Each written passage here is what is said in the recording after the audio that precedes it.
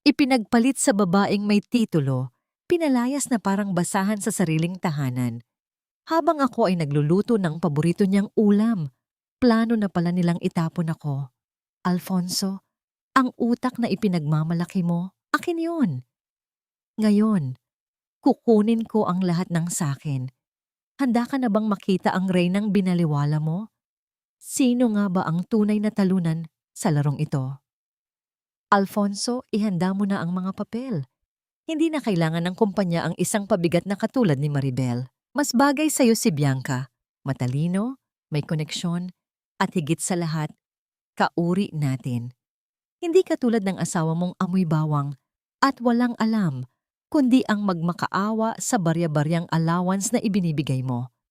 Ang tinig ni Doña Remedios ay tila isang matalim na kutsilyo na humiwa sa katahimikan ng pasilyo. Malamig, mapangapi, at walang bahid ng pag-aalinlangan. Sa loob ng silid na yon, ang tanging tugon ni Alfonso ay isang buntong hininga na tila pagsang-ayon sa malupit na hatol ng kanyang ina. Alam ko, ma. I'll give her the annulment papers tonight. It's for the best. Hindi na siya fit sa mundo ko ngayon. Sa labas ng pinto, nakatayo si Maribel habang nanginginig ang kanyang mga kamay na may hawak na tray. Doon sa ibabaw ng porselana ay ang paboritong adobo ni Alfonso.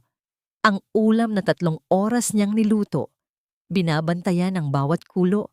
Tinitiyak na ang lambot ng karne ay saktong-sakto sa panlasa ng asawa. Ang pawis sa kanyang noo ay hindi pa natutuyo at ang mantsa ng tuyo sa kanyang lumang apron ay saksi sa buong hapon niyang pagsisikap sa kusina. Sariwa pa sa kanyang isipan ang mga gabing hindi siya natutulog. Tinitiis ang pagod ng mga mata habang tinatapos ang mga financial reports at marketing strategies na ipinapasa ni Alfonso sa kumpanya bilang sarili nitong gawa.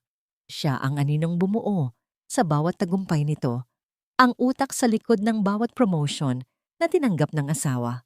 Ngunit sa likod ng saradong pintong yon, ang lahat ng kanyang sakripisyo ay naging hamog na naglaho sa init ng kasakiman.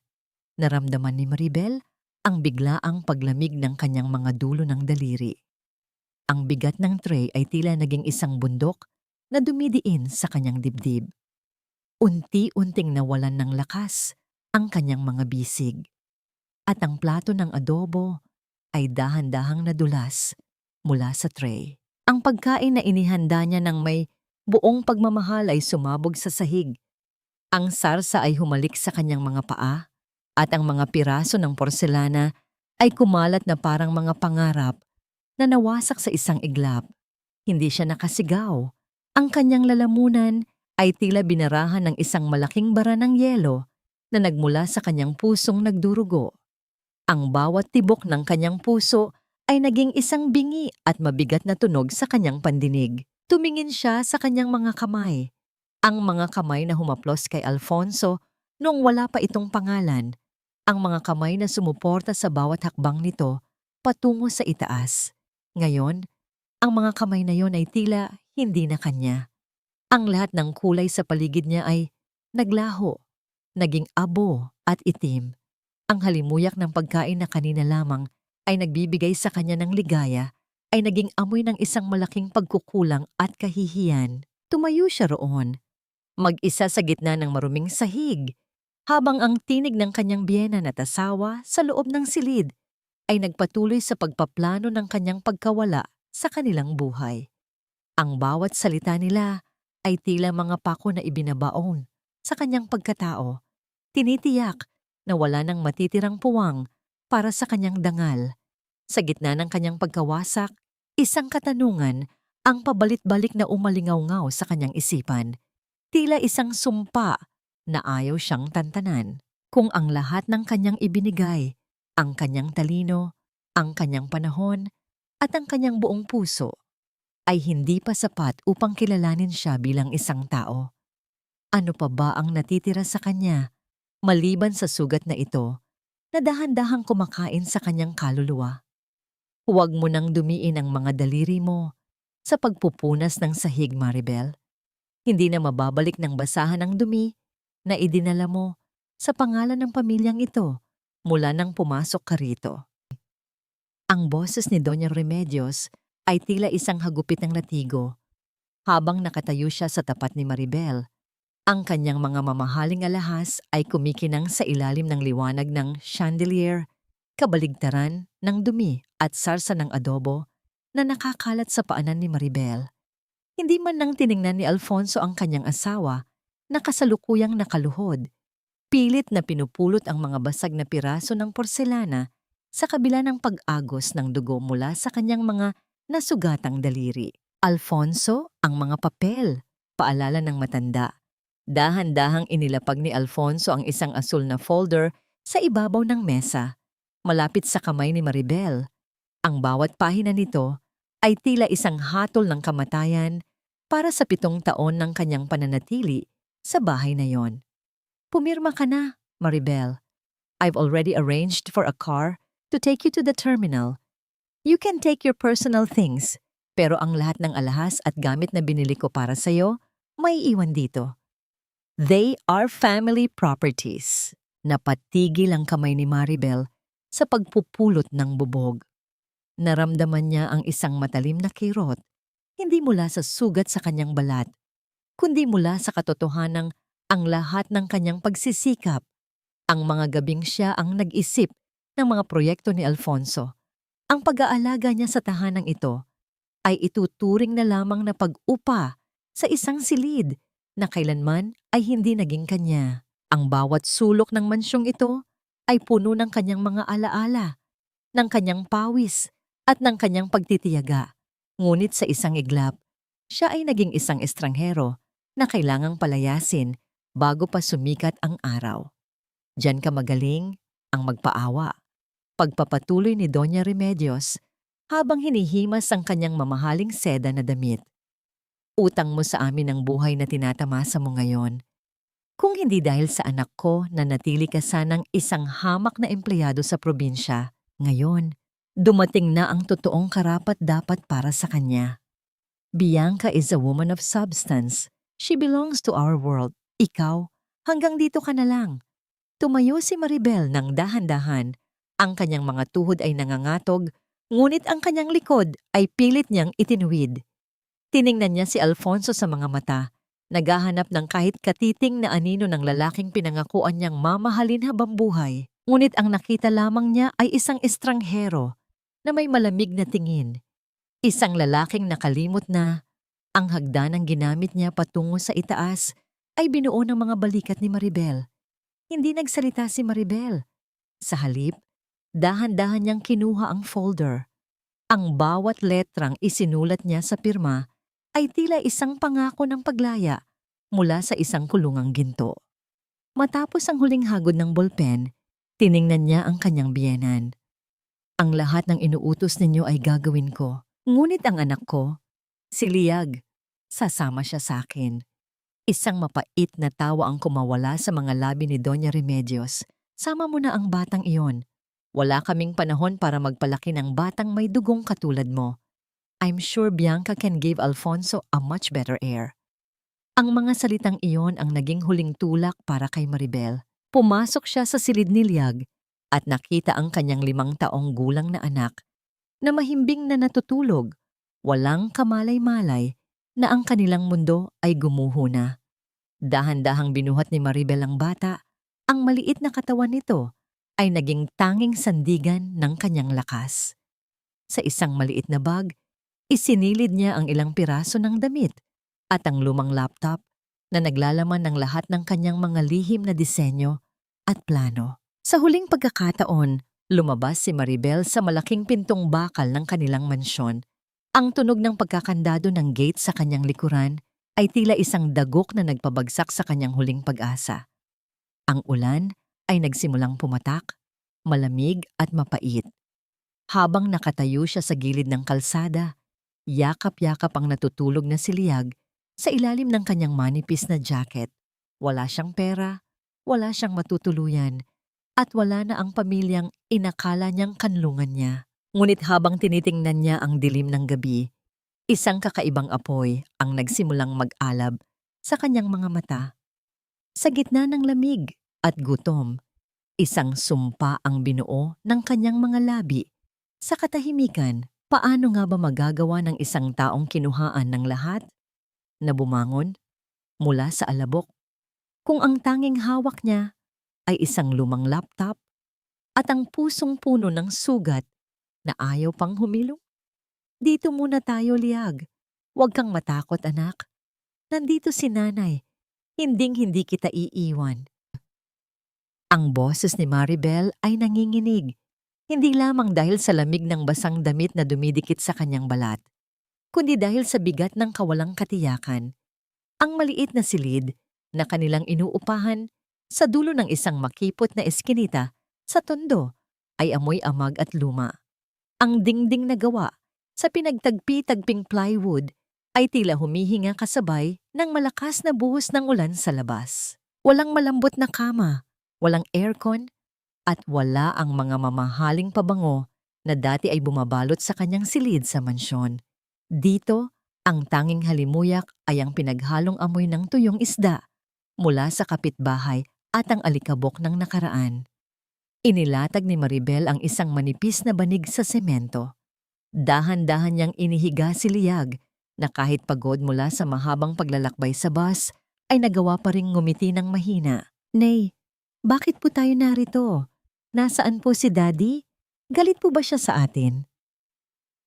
Ang tanong ng bata ay tila 1,000 karayom na tumusok sa puso ni Maribel. Hinaplos niya ang buhok ng anak, pilit na nilulunok ang pait na namumuo sa kanyang lalamunan. Hindi siya galit, Liag. Pagod lang si Daddy. Dito muna tayo maglalaro, ha? Parang adventure ito. Kinuha ni Maribel ang huling sachet ng instant noodles mula sa kanyang bag. Gamit ang isang maliit at kalawanging electric heater na ipinahiram ng may-ari ng paupahan, nagpakulo siya ng tubig. Ang bawat pag-ikot ng singaw ay tila nagpapaalala sa kanya ng mga piging na dati niyang inihahanda para sa mga business partner ni Alfonso. Ang mga steak na nagkakahalaga ng libu-libong piso, ang mga mamahaling bino, lahat ng yon ay parang isang panaginip na naging bangungot. Ngayon, ang isang mainit na tasa ng noodles, ang kanilang tanging salo-salo. Pinapanood ni Maribel ang kanyang anak na humihigop ng mainit na sabaw. Ang bawat lunok ni Liag ay nagbibigay sa kanya ng lakas na hindi niya inakalang taglay niya. Nang makatulog na muli ang bata, dahan-dahang binuksan ni Maribel ang kanyang lumang laptop. Ang liwanag ng screen ay tumama sa kanyang pagod na mukha. Nagpapakita ng mga folder na may pamagat na Project Summit, Legacy Designs at Confidential Strategies. Ito ang kanyang buhay. Ito ang mga gabi ng pagsusumikap na kinuha ni Alfonso at ipinagmalaki bilang sa kanya. Ang bawat graph, bawat projection, at bawat malikhaing ideya ay nakatago rito. Hinaplos ni Maribel ang keyboard, ang kanyang mga daliri ay tila nakikipag-usap sa mga titik. Naalala niya kung paano siya minaliit ni Doña Remedios, kung paanong ang kanyang talino ay itinuring na basura dahil lamang siya ay isang housewife. Hindi niyo ako lubos na kilala, bulong niya sa dilim. Ang kanyang boses ay puno ng determinasyon. Akala niyo ay kinuha niyo na ang lahat sa akin, pero nakalimutan niyo na ako ang arkitekto ng inyong tagumpay. At kung kaya ko kayong itayo, kaya ko rin kayong ibagsak. Isang flash drive ang isinaksak niya sa gilid ng laptop. Doon nakalagay ang mga ebidensya ng mga pagkakamali ni Alfonso sa mga nakaraang audit na siya mismo ang nag-ayos ng palihim upang hindi ito mapansin ng mga investor. Ngunit bago pa niya maida-download ang mga file, ang katahimikan ng gabi ay binalot ng isang mahina, ngunit paulit-ulit na tunog mula sa kanyang luma at basag na cellphone. Walang pangalan ang lumabas sa screen, isang serye lamang ng mga numero na tila pamilyar ngunit matagal nang nakalimutan. Nag-aalinlangan si Maribel. Sino ang tatawag sa kanya sa ganitong oras? Sino ang nakakaalam kung nasaan siya? Dahan-dahan niyang pinindot ang button at itinapat ang telepono sa kanyang tainga. Sa kabilang linya, isang malalim at baritonong boses ang nagsalita. Isang boses na nagmula sa mundo na akala niya ay tuluyan ng tumalikod sa kanya. Maribel, alam kong mahirap itong paniwalaan, pero kailangan nating mag-usap. Hindi mo pa ako kilala ng personal, pero ako ang nakakaalam ng totoo mong halaga. Ang tanong ay, handa ka na bang bawiin ang koronang ninakaw sa'yo? Nabitawan ni Maribel ang mouse ng kanyang laptop. Ang kanyang hininga ay tila tumigil. Ang boses na yon ay hindi kay Alfonso at lalong hindi sa sinumang tauhan ng kanyang biyenan.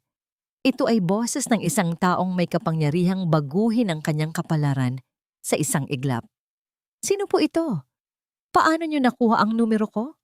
Ang tanong ni Maribel ay puno ng pag-aalinlangan habang ang kanyang isa pang kamay ay mahigpit na nakahawak sa laylayan ng kumot ni Liag. Ang kanyang puso ay tila isang tambol na mabilis ang pagtibok sa gitna ng katahimikan ng gabi. Ako si Fernando Torres ng Summit Holdings. Matagal na kitang pinagmamasdan, Maribel. O mas tamang sabihin, matagal ko nang pinagmamasdan ang mga gawa mo na ipinapasa ng iyong asawa bilang sa kanya. Ang tugon ng boses sa kabilang linya. May awtoridad ang tono nito, ngunit may bakas din ng respeto na matagal nang hindi naririnig ni Maribel mula sa ibang tao. Huwag kang matakot.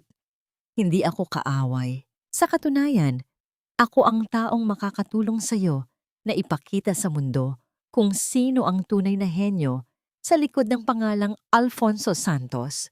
Hindi nakapagsalita si Maribel. Ang pangalang Summit Holdings ay hindi biro.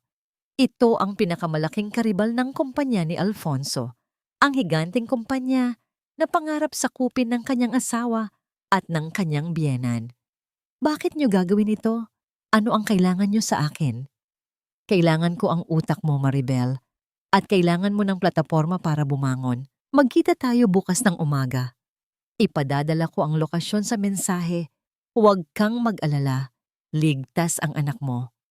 Kinabukasan, sa ilalim ng bahagyang pag-ulan, naglakad si Maribel patungo sa isang maliit at tahimik na coffee shop sa labas ng maingay na distrito ng Tondo. Bitbit niya si Liag, na tahimik na kumakapit sa kanyang kamay. Sa loob, isang lalaking nasa huling bahagi ng kanyang 40, maayos ang pananamit at may matalinong tingin, ang naghihintay sa kanya. Siya si Sir Fernando. Nang maupo si Maribel, tila gusto niyang itago ang kanyang mga lumang sapatos sa ilalim ng mesa. Ramdam niya ang pagkakaiba ng kanyang hitsura sa kinang ng paligid, ngunit nang magsimulang magsalita si Fernando, nawala ang kanyang hiya. Alam ko ang lahat, Maribel. Mula sa mga financial projections na ginawa mo noong nakaraang taon hanggang sa marketing plan na nagpanalo kay Alfonso ng parangal. Alam kong hindi niya kaya ang mga iyon. May sadong pulido ang trabaho para sa isang taong katulad niya na puro yabang lang ang alam. Inilabas ni Fernando ang isang folder. Gusto kitang kunin bilang aking Chief Strategic Consultant, pero may isang kondisyon, mananatili kang lihim. Walang makakaalam na nagtatrabaho ka para sa Summit Holdings hanggang sa dumating ang gabi ng anibersaryo ng kumpanya ni Alfonso. Doon natin ilalabas ang katotohanan. Nanginginig ang mga kamay ni Maribel habang binabasa ang kontrata. Ang halagang nakalagay doon ay sapat na upang mabigyan si Liag ng magandang buhay.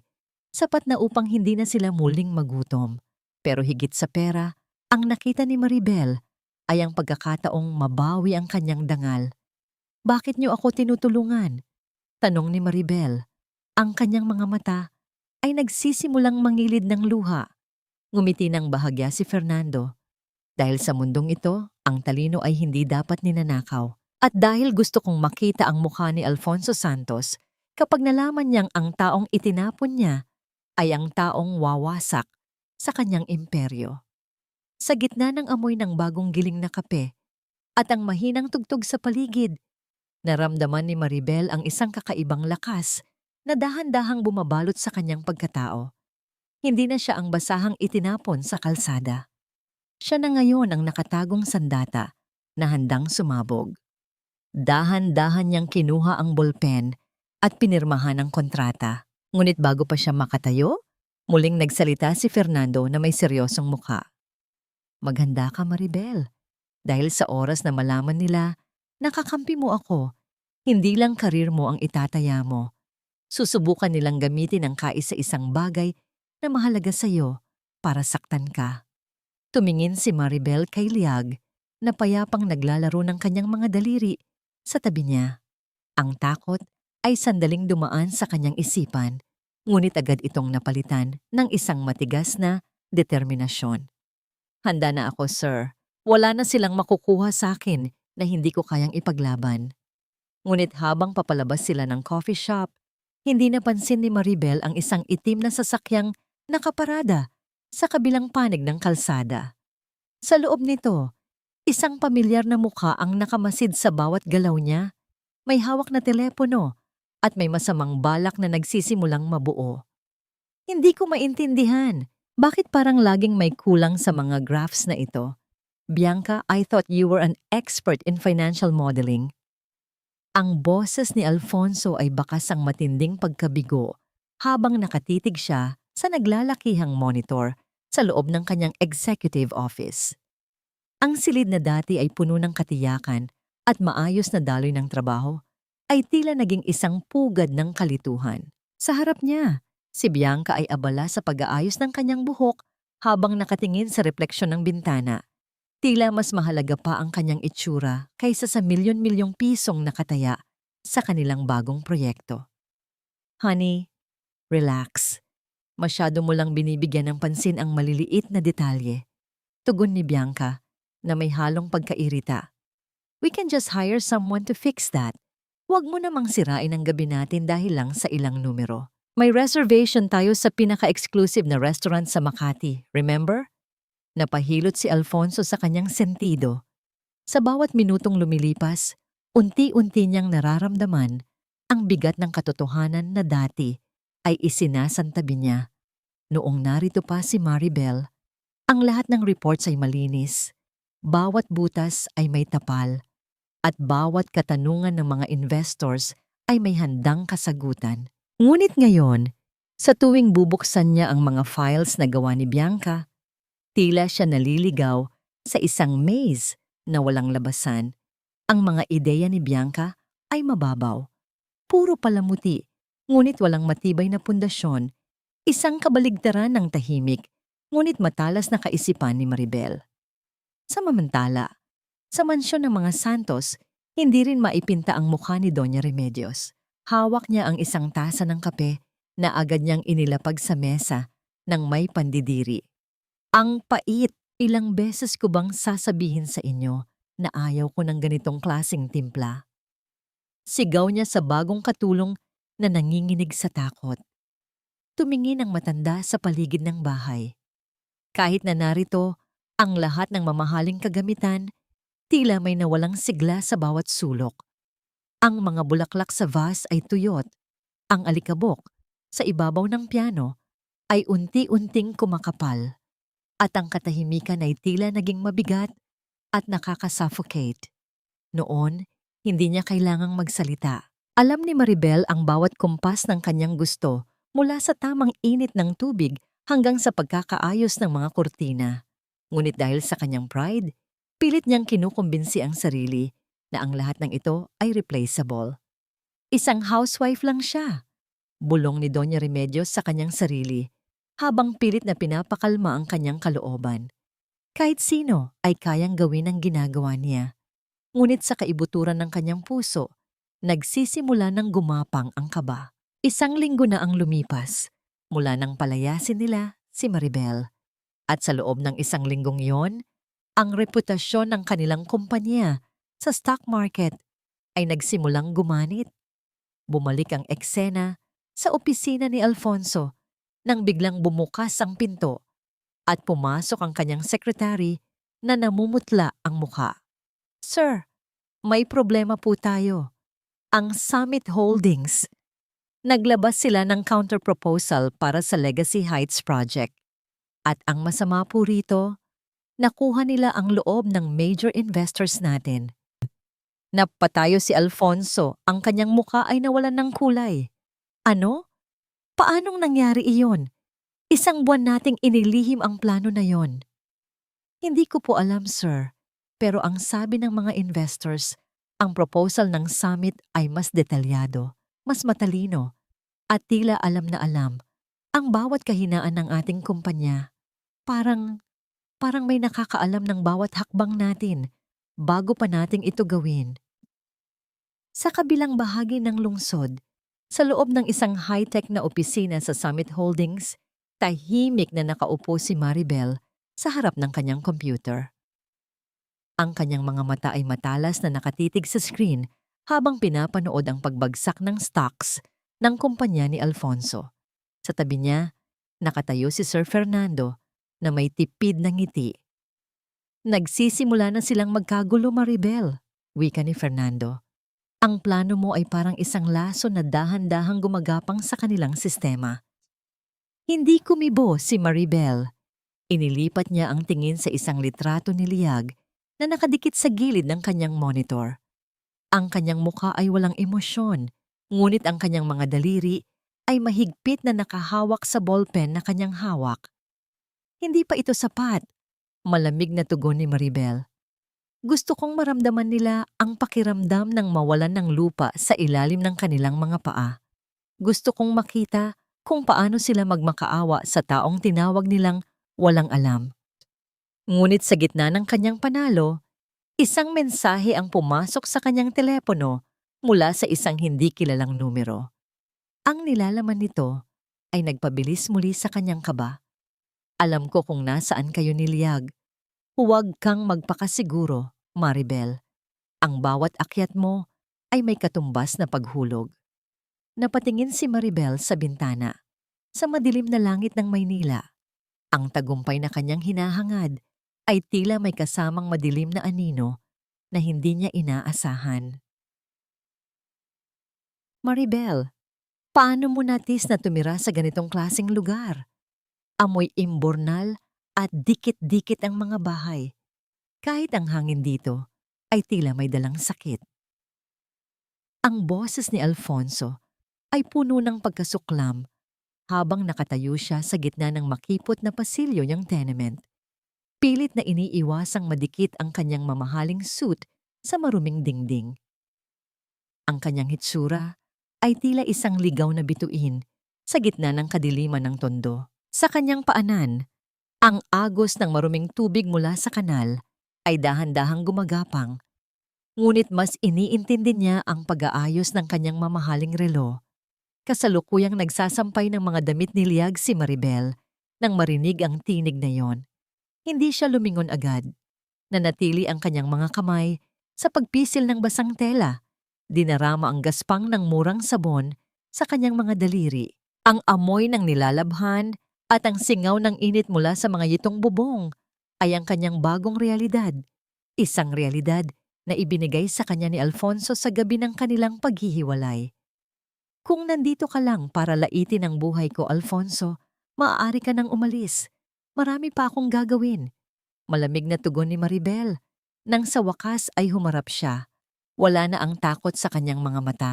Wala na ang pagmakaawa. Ang tanging naroon ay ang isang pader ng yelo na tila hindi na matitibag ng kahit anong init ng pagsisisi. Lumapit si Alfonso, sinubukang palambutin ang kanyang mukha. Hindi ako pumunta rito para makipag-away.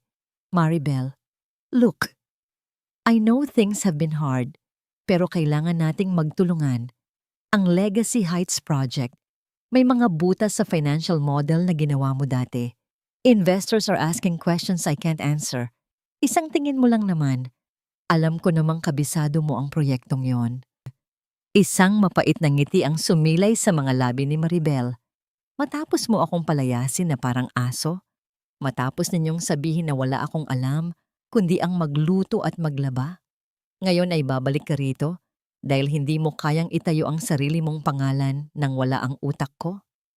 Maribel, please. Para rin ito kay Liag. Paggamit ni Alfonso sa huling alas na, alam niyang tatalab. Kung babagsak ang kumpanya, ano ang maibibigay ko sa anak natin? Ayaw mo namang lumaki siya rito sa gitna ng kahirapan. 'Di ba?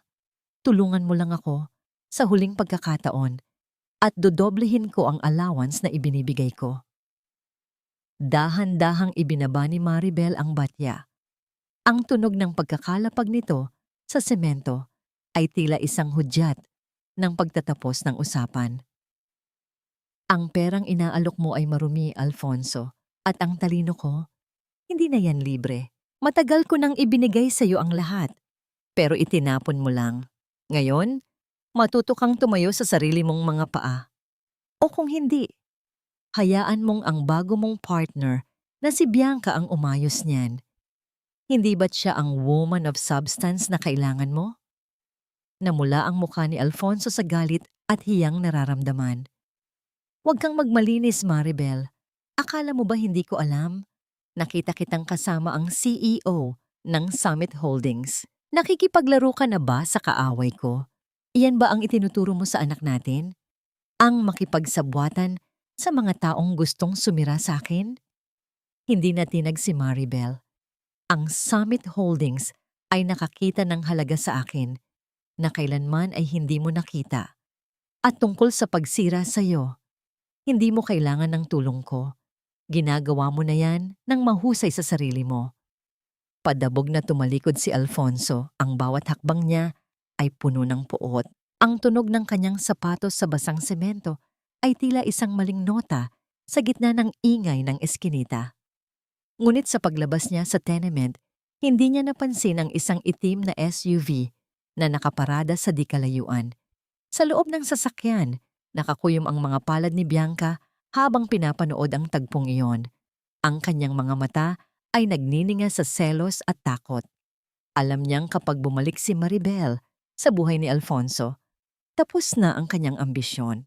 Hinding-hindi ka makakabalik, Maribel. Bulong ni Bianca sa sarili habang mariing pinipindot ang busina ng sasakyan na lumikha ng isang mahabang tunog na nanggigising sa katahimikan ng paligid.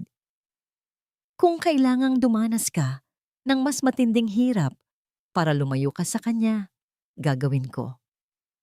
Habang paalis ang sasakyan ni Bianca, naiwan si Maribel na nakatingin sa kawalan. Ang hangin ay dahan-dahang lumalamig at sa di kalayuan, narinig niya ang boses ni Liag na tinatawag siya. Ngunit sa likod ng kanyang tatag, naramdaman ni Maribel ang isang kakaibang pangitain.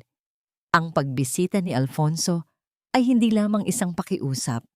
Ito ay simula ng isang mas malaking bagyo na susubok sa kanyang bagong nahanap na kalayaan. Hindi mo na kailangang bumalik dito bukas, Maribel. Pasensya ka na. Pero ayaw namin ng tutor na may ganitong klaseng issue sa pamilya. Nakakasira sa reputasyon ng aming learning center. Ang mga salitang yon mula sa manager ng maliit na tutorial center ay tila isang malamig na buhos ng tubig sa gitna ng pagod ni Maribel. Nakatayo siya sa harap ng mesa, hawak ang kanyang kupas na bag, habang ang kanyang mga daliri ay mariing nakakapit sa strap nito. Ito na ang pangatlong beses sa loob ng isang linggo na nawalan siya ng part-time job. Una ay sa laundry shop, sunod ay sa maliit na bakery, at ngayon dito. Alam ni Maribel na hindi ito aksidente. May mga aninong gumagalaw sa dilim, pilit na pinuputol ang bawat sanga na sinusubukan niyang kapitan upang mabuhay. Lumalabas siya ng center nang mapansin ang isang marangyang sasakyan na dahan-dahang umaalis sa kabilang kalsada. Kahit mabilis ang takbo nito, hindi maikakaila ang pamilyar ng ngiti ni Bianca sa likod ng bintana. Isang nangiti ng tagumpay, isang nangiti na nagsasabing kaya niyang bilhin ang bawat pintong susubukan niyang buksan. Naglakad si Maribel pauwi, habang ang araw ay unti-unting lumulubog, nag-iiwan ng kulay kahel na tila sugat sa langit. Ang bawat hakbang niya ay mabigat. Iniisip niya ang gatas ni Liag, ang pambayad sa kuryente, at ang unti-unting nauubos na ipon mula sa sahod niya sa Summit Holdings na itinatabi niya para sa kinabukasan ng anak. Sa gitna ng kanyang paglalakad, naramdaman niyang may sumusunod sa kanya. Isang itim na kotse ang dahan-dahang bumabagtas Sa gilid ng kalsada, tila isang mandaragit na naghihintay ng tamang pagkakataon. Huminto ang sasakyan sa kanyang tapat. Bumaba ang bintana at lumitaw ang mukha ng assistant ni Sir Fernando. Ma'am Maribel, pinapahatid po ni Sir Fernando ang mga dokumentong ito. At ang sabi niya, huwag daw po kayong mag-alala sa mga nangyayari sa labas. Kami na ang bahala sa mga langaw na umaaligid sa inyo. Isang malaking basket ng mga prutas at groceries ang iniabot nito sa kanya, kasama ang isang makapal na envelope na naglalaman ng kanyang bonus. Ang tahimik na proteksyon ni Fernando ay tila isang mainit na kumot sa gitna ng bagyong dala ni Bianca. Ngunit ang gaan ng loob na naramdaman ni Maribel ay agad na naglaho nang makarating siya sa pintuan ng kanilang tenement. Nakadikit sa lumang kahoy na pinto ang isang puting envelope na may selyo ng isang kilalang law firm. Ang law firm na pagmamay-ari ng mga kaibigan ni Doña Remedios. Nanginginig ang mga kamay ni Maribel habang binubuksan ang sulat. Ang bawat salitang nakalimbag doon ay tila mga patalim na unti-unting sumasaksak sa kanyang pagkatao. Isang petition for sole custody. Isinasaad sa sulat na dahil sa hindi matatag na kalagayan ng pamumuhay at kawalan ng sapat na kakayahang pinansyal ni Maribel, hinihiling ng pamilya Santos na bawiin sa kanya si Liag. Inakusahan pa siya na inilalagay sa panganib ang bata dahil sa pagtira sa isang delikadong komunidad. Napaupo si Maribel sa sahig. Ang kanyang likod ay sumandal sa malamig na plywood ng dingding. Tumingin siya kay Liag na mahimbing na natutulog, yakap-yakap ang isang lumang manika. Ang takot na mawala ang kanyang anak ay mas matindi pa kaysa sa gutom o kahihiyan na dinanas niya noon.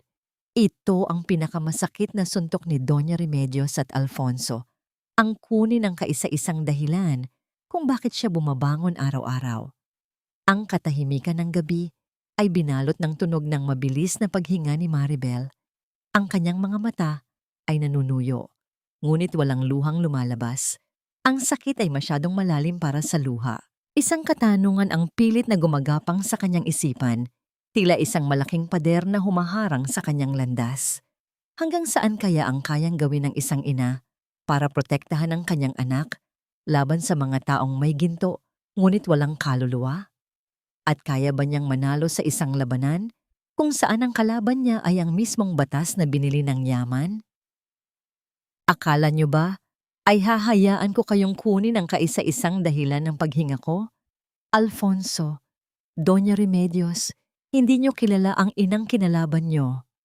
Ang tinig ni Maribel ay hindi na nanginginig. Sa gitna ng madilim na silid, ang liwanag mula sa screen ng kanyang laptop ay nagbibigay ng isang kakaibang kinang sa kanyang mga mata. Isang kinang na hindi mula sa luha, kundi mula sa apoy ng determinasyon. Ang petition for sole custody na hawak niya ay dahan-dahan niyang itinupi, hindi upang itago, kundi upang gawing bala sa darating na digmaan. Ang bawat pangungusap sa dokumentong yon na kumukutya sa kanyang kahirapan ay naging mitya ng kanyang pagbabago. Kinabukasan, sa loob ng isang pribadong suite, sa isang mamahaling hotel sa Makati, hindi na ang Maribel na amoy bawang at nakasuot ng kupas na duster ang nakaharap sa salamin. Sa tulong ni Sir Fernando, sumailalim siya sa isang matinding preparasyon. Isang team ng mga eksperto ang nag-ayos ng kanyang buhok, kuko at balat. Ngunit ang pinakamalaking pagbabago ay nagmula sa loob.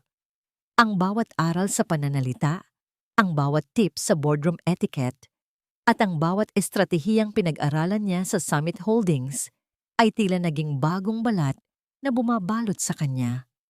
This is not just a makeover, Maribel. This is your rebirth, wika ni Sir Fernando habang nakamasid sa pintuan. Ipinakita niya ang isang mahabang box na naglalaman ng isang black silk gown. Gagamitin mo ito sa gabi ng anibersaryo ng Legacy Heights. It's elegant, mysterious, and powerful. Parang ikaw. Inaplos ni Maribel ang tela ng damit.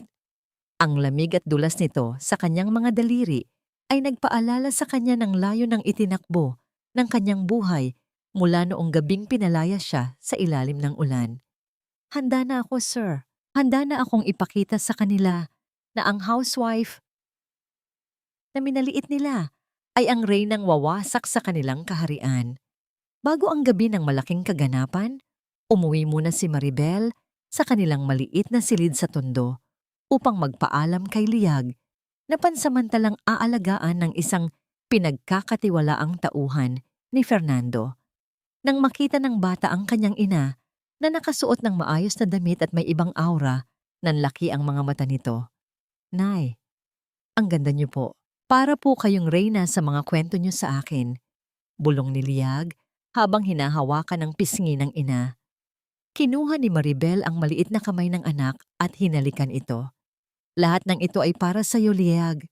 Gagawin ni nanay ang lahat para hindi na tayo muling paghiwalayin ng kahit na sino. Pangako iyan. Ang sandaling iyon, sa gitna ng init ng tenement at ingay ng paligid, ay naging isang gintong alaala na nagpatibay sa kanyang loob. Bumalik si Maribel sa hotel at kinuha ang gintong sobre na nasa ibabaw ng mesa.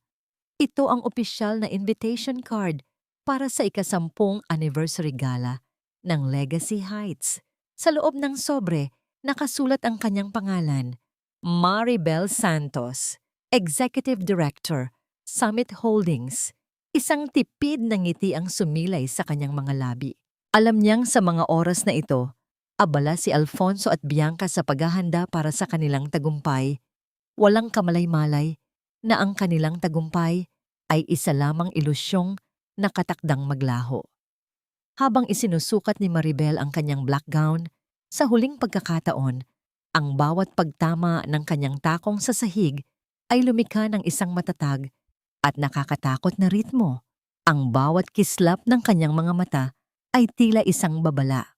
Ngunit sa kabila ng lahat ng kanyang paghahanda, isang tawag mula sa kanyang abogado ang nagpabago sa timpla ng kanyang gabi. Maribel, may masamang balita. Nalaman ng kampo ni Alfonso ang tungkol sa ugnayan mo sa Summit Holdings.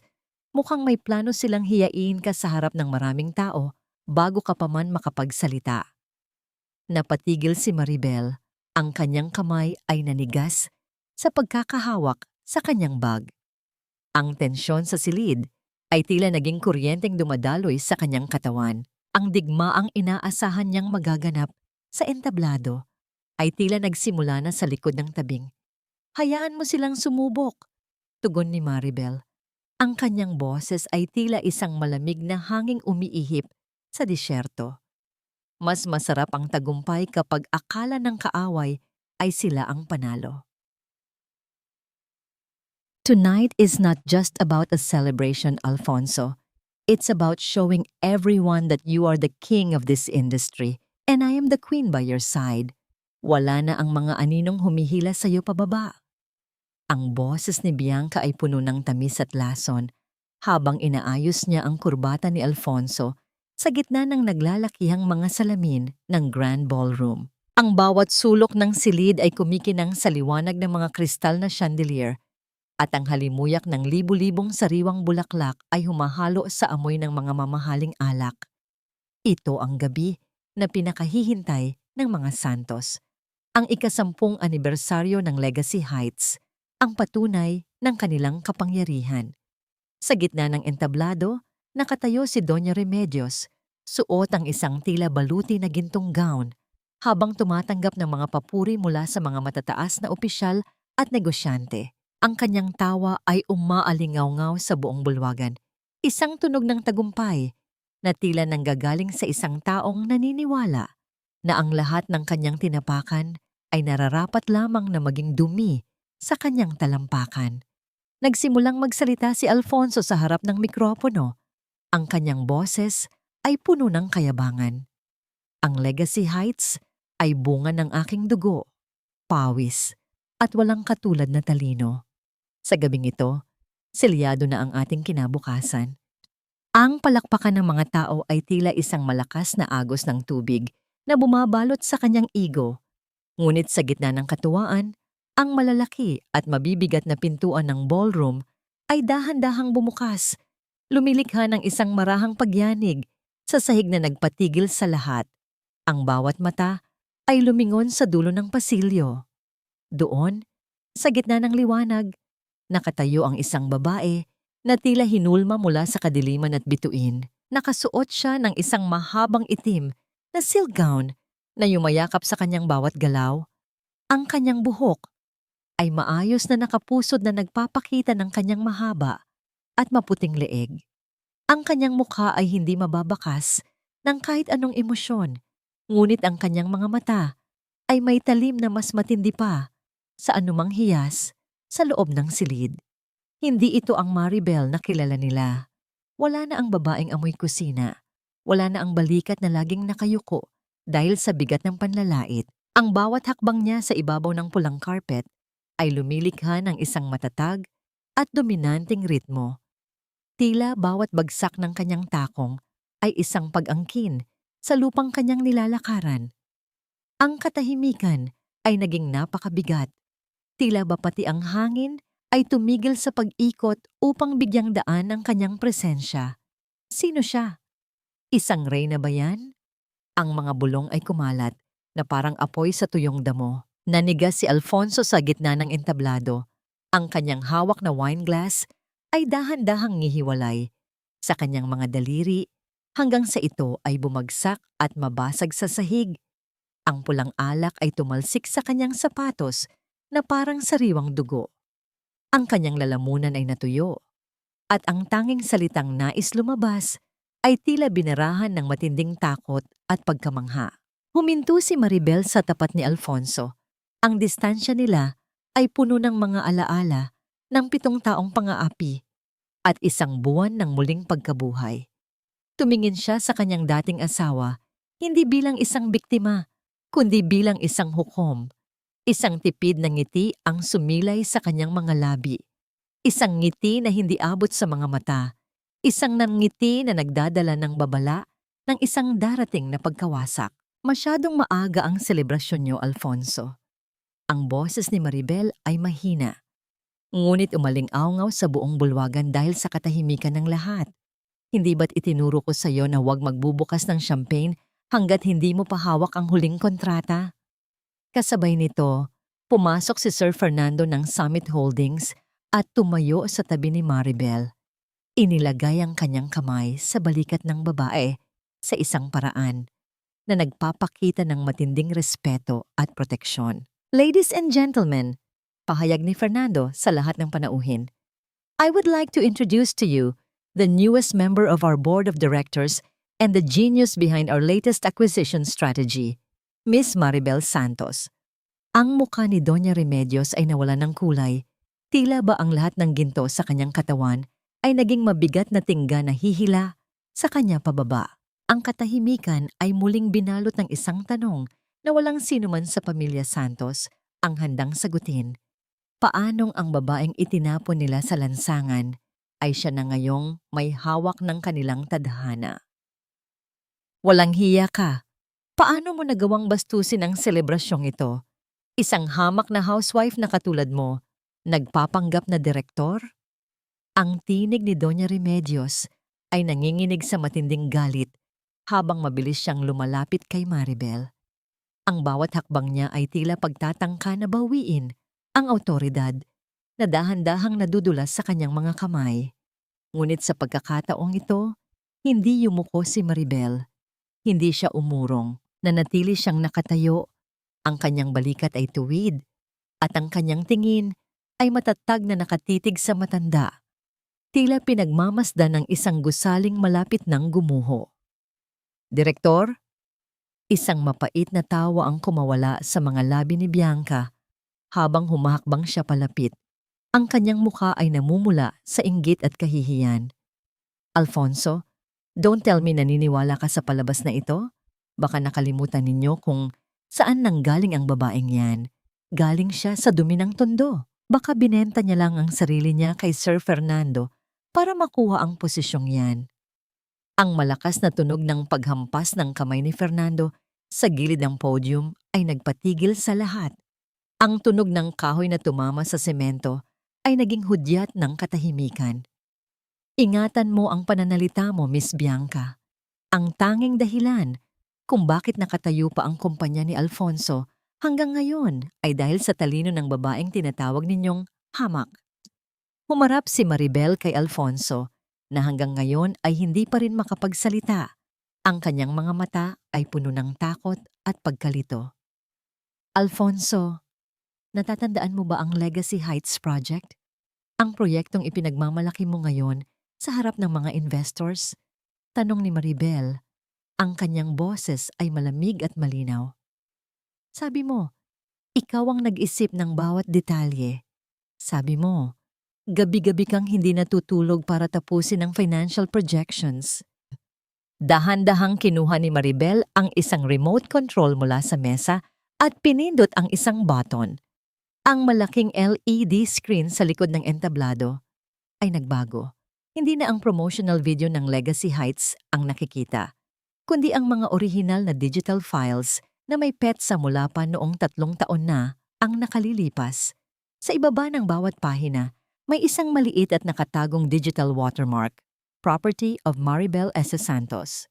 Ang bawat formula, bawat strategy, pati ang mga pagkakamali na sadyang iniwan ko para itama mo.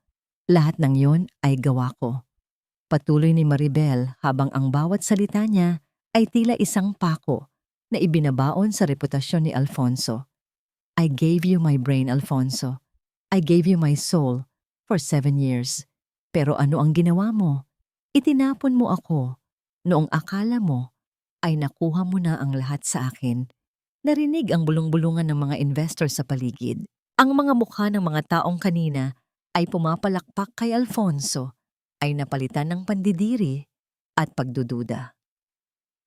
Ang amoy ng takot ay tila humahalo sa amoy ng mamahaling pabango sa loob ng bulwagan. Peke ang mga yan. Alfonso, sabihin mo sa kanila na nagsisinungaling siya. Sigaw ni Doña Remedios. Ang kanyang boses ay paos na sa desperasyon. Gawa-gawa lang niya ang lahat ng yan para sirain tayo. Ngunit hindi makapagsalita si Alfonso. Ang kanyang mga kamay ay nanginginig. At ang pawis ay dahan-dahang umaagos sa kanyang noo. Alam niya ang katotohanan. Alam niya na ang bawat slide na ipinapakita sa screen ay ang mga file na palihim niyang kinuha sa laptop ni Maribel bago niya ito palayasin. And now, for the final revelation, muling nagsalita si Fernando. Summit Holdings has officially acquired the major debts of Legacy Heights. Simula sa gabing ito, Miss Maribel Santos will decide the future of your family's legacy. Siya na ang may-ari ng bawat pangarap na akala nyo ay sa inyo. Sa gitna ng kaguluhan, nawala ng kontrol si Bianca. Akma niyang sasabunutan si Maribel habang sumisigaw ng mga masasakit na salita. Ngunit bago pa man niya mahawakan ang buhok ni Maribel, ang mga security guards ay mabilis na humarang. Ang tunog ng pagkaladkad ng sapatos ni Bianca sa carpet habang inilalabas siya ng ballroom ay naging musika sa pandinig ng mga taong nasaksihan ang kanyang pagbagsak. Naiwan si Alfonso at Doña Remedios sa gitna ng entablado, mag-isa sa ilalim ng matitinding ilaw. Ang bawat tingin ng mga panauhin ay tila isang parusa. Tiningnan ni Maribel ang kanyang dating asawa sa huling pagkakataon. Walang galit, walang puot, kundi isang malalim na awa para sa isang lalaking nawalan ng lahat dahil sa kanyang sariling kasakiman.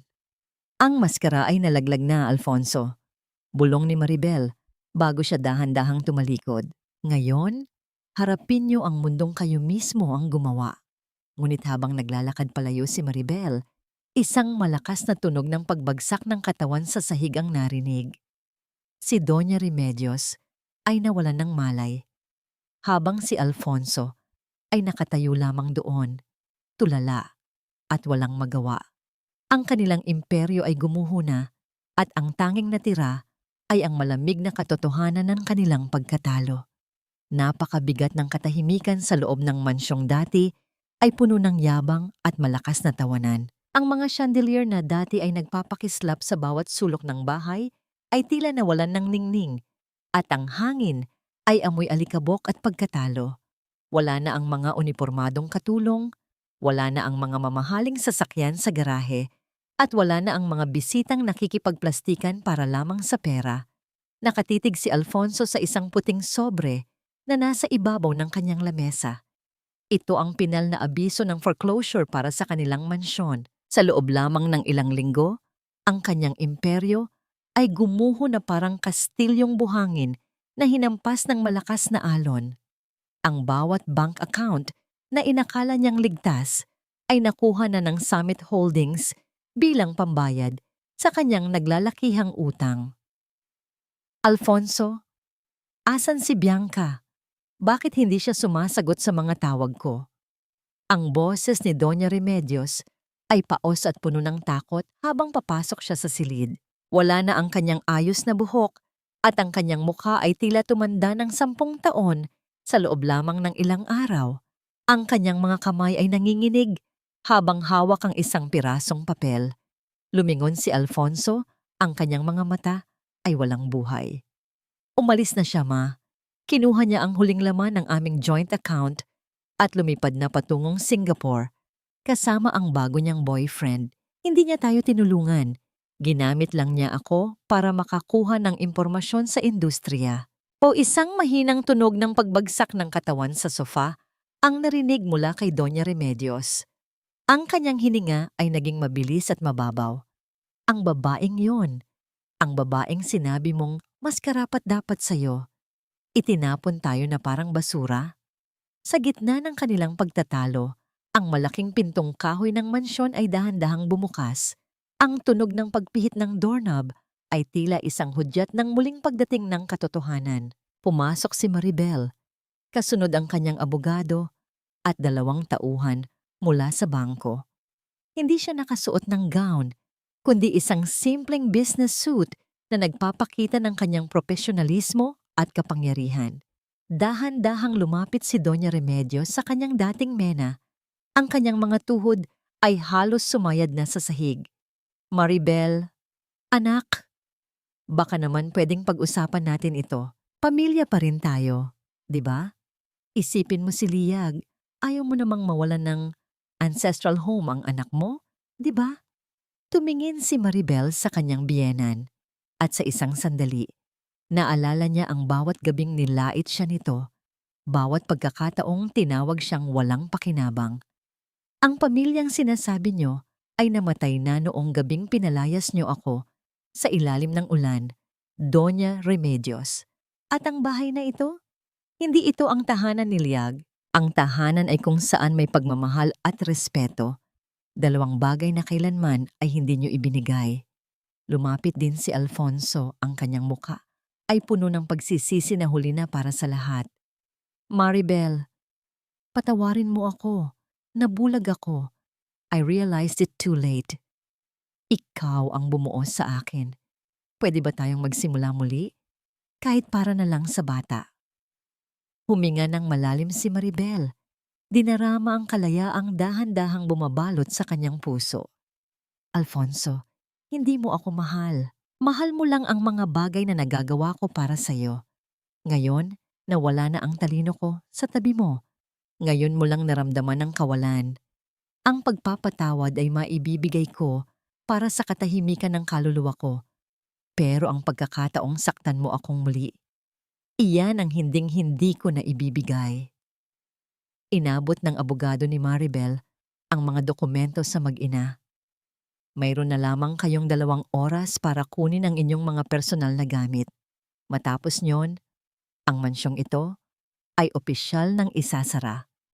Ang tunog ng pag-iyak ni Doña Remedios ay umalingaw-ngaw sa malaking hall, isang tunog ng pagsisisi na walang patutunguhan. Tinalikuran sila ni Maribel at dahan-dahang lumakad patungo sa pinto. Huminto siya sa may pasilyo at hinaplos ang isang maliit na frame ng litrato ni Liag na naiwan sa pader. Kinuha niya ito at isinilid sa kanyang bag. Tumingin siya sa kabuuan ng mansyon sa huling pagkakataon. Luma na ang mga kurtina niyo, Doña Remedios, at masyadong madilim ang bahay na ito para sa amin ni Liag. Bulong niya bago tuluyang lumabas. Ang tunog ng pagsasara ng malaking pinto sa kanyang likuran ay tila isang pinal na tuldok sa isang madilim na kabanata ng kanyang buhay. Sa labas, ang araw ay maliwanag na sumisikat, tila binabati siya ng isang bagong umaga na wala nang dalang takot. Ngunit habang papasok siya sa kanyang sasakyan, isang huling tanong ang pumasok sa kanyang isipan. Ang katarungan ba ay sapat na upang burahin ang 7 taon ng sakit? O ang tunay na kapayapaan ay magmumula lamang kapag hindi na niya kailangang lingunin ang nakaraan? Ang bawat hampas ng alon sa pampang ng Manila Bay ay tila isang marahang bulong ng pagpapakalma sa bawat bagyong nagdaan sa aking buhay. Napakaganda ng paglubog ng araw, liyag. Tila ba ang langit ay humihingi ng tawad sa lahat ng dilim na ibinigay nito sa atin noon? Ang boses ni Maribel ay malumanay, kasing lamig ng hanging umiihip mula sa dagat habang nakatayo siya sa gilid ng baywalk. Ang kanyang mga kamay ay mahigpit na nakahawak sa maliit na kamay ni Liag, na ngayon ay masiglang tumitingin sa mga kulay kahel at lila na naglalaro sa abot tanaw.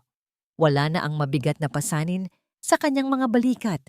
Wala na ang bawat pait na tila lason na sumisira sa kanyang bawat paghinga. Ang bawat buntong hininga niya ngayon ay amoy kalayaan. Isang kalayaang binayaran niya ng 7 taon ng pagtitiis at 1 buwan ng matinding pakikipaglaban. Dahan-dahang kinuha ni Maribel ang kanyang cellphone mula sa bulsa ng kanyang suot na cardigan nang makaramdam siya ng isang mahinang pagyanig nito. Isang mensahe mula sa kanyang abogado ang bumungad sa kanya. Official na ang lahat, Maribel. Alfonso has signed the full custody papers without any conditions. Hindi na siya lalaban. Malaya ka na sa lahat ng koneksyon sa kanila. Isang tipid na ngiti ang sumilay sa kanyang mga labi. Isang nangiting hindi para sa tagumpay ng paghihiganti, kundi para sa katahimikan ng kanyang pagkatao. Naalala niya ang bawat gabing nakaluhod siya sa kusina ng mga Santos, pilit na pinupunasan ng sahig habang nilalait ang kanyang dangal. Naalala niya ang amoy ng adobo na naging amoy ng kanyang pagkawasak. Ngunit ngayon, ang lahat ng iyon ay tila mga anino na lamang sa malayo. Mga alaala na wala ng kapangyarihang saktan siya. Ang talino na dati ay ginagamit para itayo ang ibang tao ay siya na ngayong sandigan ng kanyang sariling tagumpay sa Summit Holdings. Nay, tignan niyo po, ang laki ng barko sa malayo. Ang masayang sigaw ni Liag, ang nagpabalik sa kanyang diwa sa kasalukuyan. Ang tunog ng tawa ng bata ay tila isang banal na musika na nagpapagaling sa bawat sugat ng kanyang kaluluwa. Binuhat niya ang anak at hinalikan ito sa noo. Dinarama ang init ng balat nito na tanging kayamanan na hinding-hindi na mananakaw sa kanya ng kahit na anong ginto o kapangyarihan. Hindi naging madali ang pagbangon. May mga gabi pa ring nagigising siya na tila naririnig ang boses ni Doña Remedios na sumisigaw o ang malamig na tingin ni Alfonso na tumutusok sa kanyang likod. Ngunit sa bawat umagang nagigising siyang katabi ang kanyang anak sa isang tahanang puno ng respeto, unti-unting napapalitan ng takot ng pag-asa. Natutunan niyang ang pagpapatawad ay hindi nangangahulugang pagbabalik sa dati, kundi ang pagpili na huwag nang hayaan ang nakaraan na diktahan ang kanyang bukas. Sa di kalayuan, nakita niya ang silhueta ng mga taong naglalakad, may mga pamilyang masayang nagtatawanan at mga magkasintahang magkahawak kamay. Dati, naiinggit siya sa kanila, ngunit ngayon, alam na niya ang kanyang halaga. Siya si Maribel, ang arkitekto ng kanyang sariling kapalaran, ang reynang bumangon mula sa alabok ng walang tulong ng sinumang hari. Habang dahan-dahang nilalamon ng dilim ang liwanag ng araw, ang bawat bituin sa langit ay tila nagsisimulang magpakita, tila mga saksi sa kanyang panibagong simula. Ang tunog ng mga sasakyang dumadaan sa Roxas Boulevard ay tila naging isang background music sa kanyang bagong buhay. Maingay, magulo, ngunit puno ng buhay at pagkakataon. Handa ka na bang umuwi, Liag? Magluluto si nanay ng paborito mong ulam, wika ni Maribel, habang dahan-dahang naglalakad patungo sa kanyang sasakyan. Opo, Nay. Pero sana po, hindi na amoy bawang ang buong bahay natin gaya ng dati. Biro ng bata na nagpatawa ng malakas kay Maribel. Ang kanilang pag-alis mula sa Baywalk ay tila isang formal na pagtalikod sa huling pahina ng isang madilim na kabanata. Sa likod ng bintana ng sasakyan, pinanood ni Maribel ang paglaho ng anino ng Manila Bay habang ang bawat ilaw ng lungsod ay tila nagsasabing ang lahat ay magiging maayos din. Ngunit sa kabila ng kapayapaang ito, nananatili ang isang tanong sa kanyang puso. Matapos ang lahat ng digmaan, handa na ba siyang buksan muli ang kanyang puso para sa isang bagong pag-ibig o sapat na ang pagmamahal na ibinibigay niya sa kanyang sarili at sa kanyang anak? Tila isang malayo at malabong panaginip na lamang ang lahat ng hapdi at luhang dumaan sa buhay ni Maribel. Sa loob ng kanyang bagong tahanan, isang simpleng ngunit modernong apartment na puno ng liwanag at sariwang hangin. Ang bawat sulok ay saksi sa kanyang tagumpay na hindi na kailangang ipagsigawan. Wala na ang mabigat na presensya ng mga chandelier na tila laging nakamasid sa bawat pagkakamali niya. Ngayon, ang tanging nagbibigay ng kinang sa kanyang paligid ay ang mga frame ng litrato nila ni Liag at ang mga parangal na natanggap niya bilang isa sa mga pinakamaimpluwensyang leader sa mundo ng negosyo. Nakatayo si Maribel sa kanyang sariling kusina. Dahan-dahang hinahalo ang niluluto niyang adobo. Ang amoy ng tuyo, suka at bawang ay hindi na nagpapaalala sa kanya ng pagsusumamo at panlalait. Ngayon, ang bawat sangkap ay tila naging bahagi ng kanyang sariling kasaysayan. May asim ng pagsubok, alat ng luha, at tamis ng tagumpay. Niluluto niya ito hindi dahil sa utos ng sinuman, kundi dahil gusto niyang ipagdiwang ang kanyang pagkatao kasama ang kanyang anak. Nay, ang bango naman yan. It smells like our best day ever. Masayang wika ni Liag habang papasok sa kusina. Bit-bit ang kanyang mga gamit sa eskwela. Yumakap ang bata sa kanyang baywang, isang yakap na nagpaparamdam kay Maribel na ang lahat ng pagod ay may katapat na langit. Hindi na po ba tayo babalik sa lumang house ni Daddy? I heard they are living in a small place now. Napatigil ng sandali si Maribel. Ang kanyang sandok ay dahan-dahang binitawan sa gilid ng kawali. Nabalitaan niya ang kinahinatnan ni Alfonso at Doña Remedios. Ang mansyon ay naibenta na sa iba at si Alfonso ay kasalukuyang nagtatrabaho bilang isang hamak na clerk sa isang maliit na kumpanya sa probinsya, habang ang matanda ay madalas nang magkasakit dahil sa hirap at pangungulila. Ang karma ay tila isang tahimik na aninong sumunod sa kanila hanggang sa dulo. Hindi na Liag, malumanay na tugon ni Maribel. Ang lugar na yon ay bahagi na lamang ng ating nakaraan. Pinatawad ko na sila, anak. Hindi dahil karapat-dapat sila sa kapatawaran, kundi dahil karapat-dapat ang puso ko sa katahimikan. Wala na silang kapangyarihan sa atin ngayon.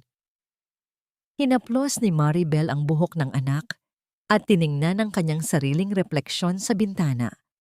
Ang babaeng nakikita niya ngayon ay hindi na ang arkitektong nagtatago sa anino ng kanyang asawa. Siya na ang reyna ng kanyang sariling kaharian. Natutunan niyang ang tunay na kapayapaan ay hindi matatagpuan sa pagpapabagsak sa iba, kundi sa pagbangon para sa sarili. Ang bawat sugat ay naging medalya ng kanyang katatagan at ang bawat patak ng luha ay naging tubig na nagpatubo sa kanyang bagong pag-asa. Ang gabi ay dahan-dahang bumabalot sa lungsod at ang mga ilaw sa labas ay tila mga bituing bumaba sa lupa. Sa gitna ng katahimikan ng kanilang hapagkainan, naramdaman ni Maribel ang isang uri ng kaligayahang hindi kayang bilhin ng ginto. Ang kaligayahan ng pagiging totoo sa sarili at ang pagmamahal na walang hinihinging kapalit. Para sa mga kababaihang nakikinig at tila nawawalan na ng pag-asa, ang kwento ni Maribel ay isang paalala. Hindi ka kailanman magiging lang sa paningin ng taong tunay na nakakaalam ng iyong halaga.